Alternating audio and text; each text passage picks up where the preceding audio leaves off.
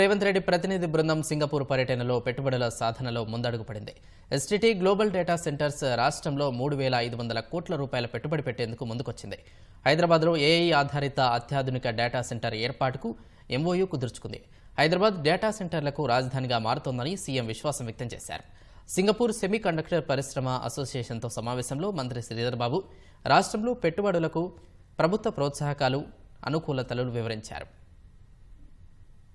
Telangana rising నినాదంతో పెట్టుబడుల ఆకర్షణే లక్ష్యంగా సింగపూర్ వెళ్లిన ముఖ్యమంత్రి రేవంత్ రెడ్డి నేతృత్వంలోని ప్రతినిధి బృందం పర్యటన కొనసాగుతోంది.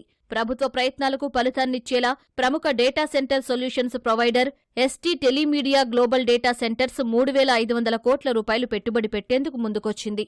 హైదరాబాద్ ముచ్చెర్లలోని మీర్ఖాన్పేటలో ఆర్టిఫిషియల్ ఇంటెలిజెన్స్ ఆధారిత అత్యాధునిక డేటా సెంటర్ క్యాంపస్ ఏర్పాటుకు ఆమోదం తెలిపింది. పరిశ్రమల శాఖ మంత్రి శ్రీధర్ బాబు, పరిశ్రమల శాఖ ప్రత్యేక ప్రధాన కార్యదర్శి Jayesh Ranjan, group CEO Bruno Lopez సమక్షంలో అవగాహన ఒప్పందంపై సంతకాలు చేశారు. ఇప్పటికే ఈ కంపెనీ హైదరాబాద్ హైటెక్ సిటీలో డేటా సెంటర్ను నిర్వహిస్తోంది. కొత్త క్యాంపస్తో కార్యకలాపాలను మరింత విస్తరించనుంది.